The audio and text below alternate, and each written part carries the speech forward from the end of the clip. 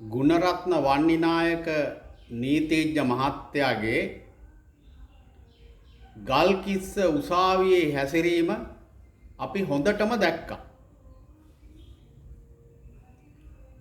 ඒ මහත්තයා කොහොමද පොලිස් නිලධාරියාට කතා කෙරුවේ? ඒ වගේ මේ නිලධාරියාට කොහොමද තර්ජනය කෙරුවේ? ඒ නිලධාරියාගේ රාජකාරියට කොහොමද බාධා කෙරුවේ කියන එක වීඩියෝ සාක්ෂි ඇතුවම අපි දැකලා තියෙන්නේ. ඒක අය හංගන්න බෑ. ඒ වගේම ඒ පොලිස් නිලධාරියා කොතරම් ඉවසීමෙන් කටයුතු කරුවද කියන එකත් හොඳාකාරව දැක්කා. එතකොට මෙතනදී බැලූ බැල්මට මේ පොලිස් නිලධාරියාට ලොකු අසාධාරණයක් වෙලා තියෙන බව මුළු සමාජයක් අද පිළිගන්නවා. ඒ පොලිස් නිලධාරියා රක්ෂිත බන්ධනාගාරගත වෙලා මේ තමන්ගේ පුද්ගලික ගමනක් ගිහිල්ලා නෙමෙයි, මේ උසාවියේ රාජකාරී කරන්න ගිහිල්ලා, උසාවියට ආරක්ෂාව සලසන්න ගිහිල්ලා. ඒක මේ ගුණරත්න වන්නිනායක මහත්තයා දන්නේ නැතුව ඇති. ඒ පොලිස් නිලධාරියා බන්ධනාගාරයට ප්‍රමුඛත්වය දීලා තියෙන්නේ ඒකේ ගේන්නේ ඇකියුස්ලානේ. එතකොට ඇකියුස්ලාගේ ආරක්ෂාව බලන්නේ වෙන කවුරුවත් නෙමෙයි, මේ පොලිස් නිලධාරීන් තමයි ඇකියුස්ලාගේ ආරක්ෂාව බලන්නේ.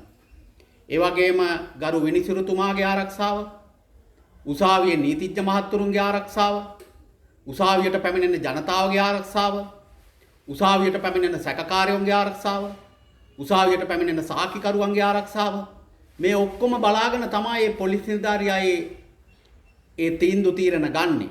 ඔහු ඒ තීන්දුව තීරණ ගන්නෙ ඔහුගේ තනි කැමැත්තට නෙමෙයි. ඔහුට පොලිසියෙන් දීලා තියෙන රාජකාරී උපදෙස් සහ නියෝග අනුව.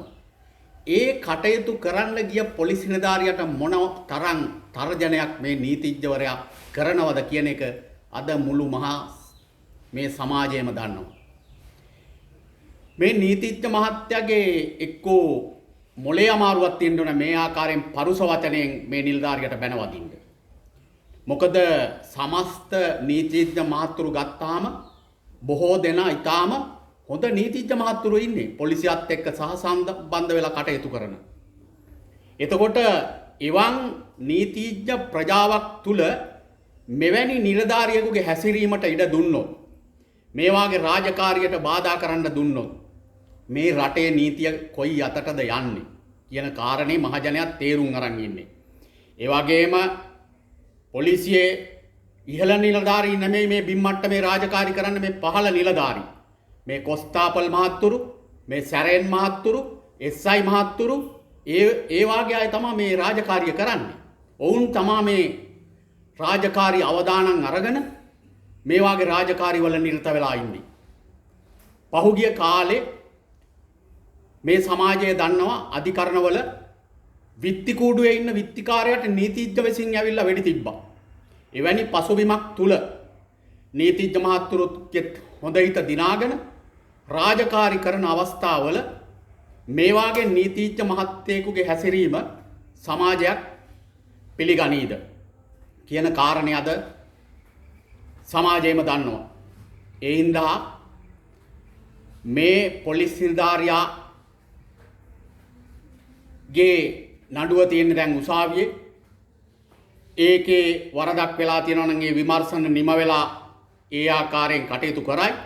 හැබැයි මේ පොලිස් නිලධාරියාගේ රාජකාරියට බාධා වීම සම්බන්ධයෙන් මේ නිලධාරියාට පුළුවන් රක්ෂිත බන්ධනාගාර ගත වෙලා අපමත මුදාහැරලා ආවට පස්සේ වුණත් ගල්කිස්ස පොලිසියේ අපරාධ විමර්ශනාංශයේ පැමිණිල්ලක් කරන්න.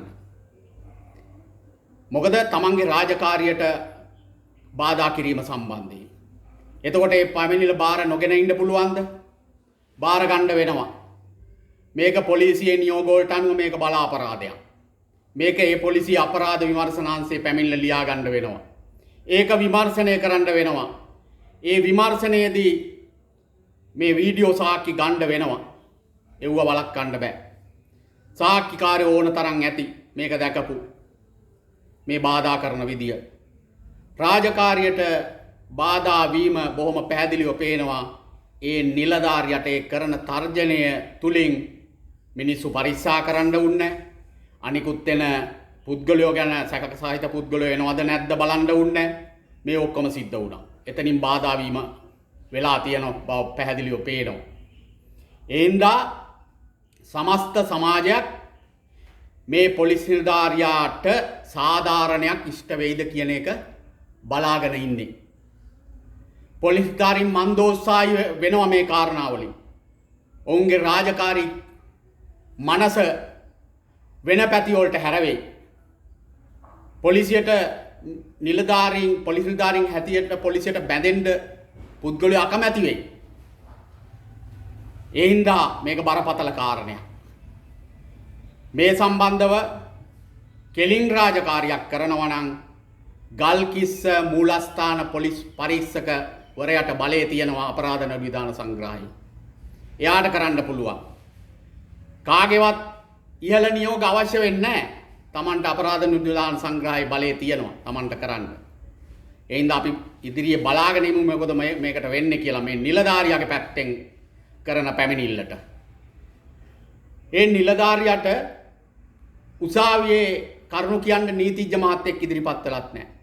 හැබැයි පොලිසිය කූඩු ළඟ ගහලා තියෙනවා සැකකාරයොන්ට නීතිඥයෝ හම්බ වෙන්න නීතිඥ සහාය පතන්න ඉඩ දීපල්ලා කියලා පොලිසියේ කූඩු ළඟ හැම පොලිසියකම ගහලා තියෙනවා. නමුත් පොලිස් නිලධාරියට ඒකත් නැහැ. ඒකත් නැති වෙලා ගියා. ඉතින් ඒ හින්දා මේවා බරපතල කාරණා. මේක ගැන ඇහක් ගහගෙන ඉන්නේ සමාජේ. මේකට නීතිය සාධාරණ ඉෂ්ට වෙයිද කියලා. ඒ හින්දා සමස්ත නීතිඥ ප්‍රජාවේ මෙවැනි ඔළුව හොඳ නැති නීතිඥෙක් දැකපු පළවෙනි අවස්ථාව. අපිත් නීතිඥ මහත්තුරු එක්ක උසාවියේ සුවදව කටයුතු කරලා තියෙනවා. මේ වාගේ පොලිස් නිලධාරියෙකුට පරුස වචනයෙන් බැනලා උඹ ඉන්ටඩික් කරනවා දැන් පැය 24ක් යන්න කලින් කියලා තර්ජනය කරන්න තරම් මොන තරම් මානසික තත්ත්වයක් මේ නීතිඥවරයාට තියෙන්න ඕනද? ඒ හින්දා අපි බලාගෙන ඉමු පොලිස් නිලධාරියාට වෙන සාධාරණේ මොකක්ද කියලා, යුක්තිය මොකක්ද කියලා අපි බලාගෙන ඉමු. එහෙමනම් මගේ මේ වීඩියෝ එක අනිකුත් අයට බලන්න, මේක ෂෙයා කරන්න, මගේ channel එක subscribe කරන්න, comment කරන්න කියන කාරණෙත් මම ඔබ සැමට මතක් කරනවා. බොහොම ස්තුතියි.